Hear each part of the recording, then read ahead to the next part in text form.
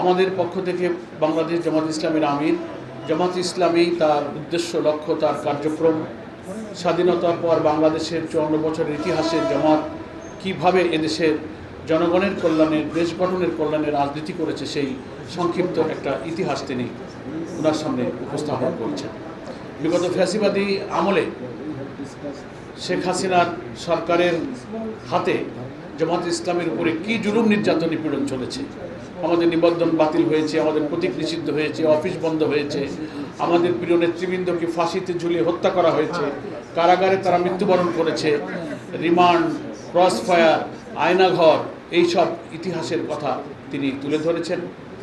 মাননীয় অ্যাম্বাসেডর এগুলো খুব মনোযোগ দিয়ে শুনেছেন এবং তিনি বলেছেন যে বাংলাদেশের রাজনীতির এইসব পরিস্থিতি সম্পর্কে তিনি অবহিত এবং রাজনৈতিক পরিবর্তন সম্পর্কে অবহিত।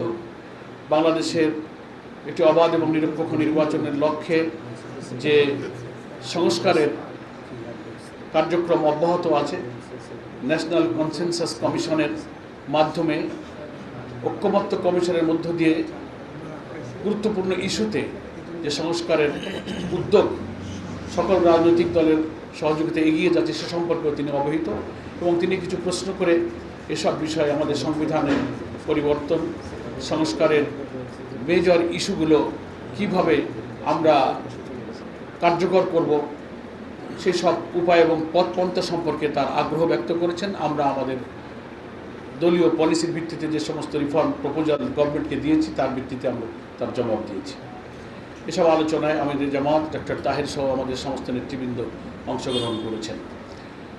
আমাদের আমিরি জামাত বাংলাদেশ এবং জাপানের শিল্প, বাণিজ্য, ব্যবসার ক্ষেত্রে উভয়ের সাথে আমরা কিভাবে আরও সমৃদ্ধ হতে পারি, উত্তরোত্তর অগ্রগতি হতে পারে, আমদানি রপ্তানি পণ্যের ব্যাপারে আমরা কি করতে পারি সে বিষয়ে আমাদের মাননীয় অ্যাম্বাসেডরের সাথে মত বিনিময় করেছেন। তিনিও বলেছেন শিল্প, বাণিজ্য, জাইকা, এগ্রিকালচার সেক্টর, নানান সেক্টরে আমাদের সম্ভাবনাময় বিনিয়োগের একটা আলোচনা বা দুই দেশের মধ্যে অতি সম্প্রতি অনুষ্ঠিত হবে এবং ইতিপূর্বেও কিছু দুই দেশের মধ্যে এই সমস্ত ব্যবসা বাণিজ্য বিনিয়োগ নিয়ে আলোচনা হয়েছে।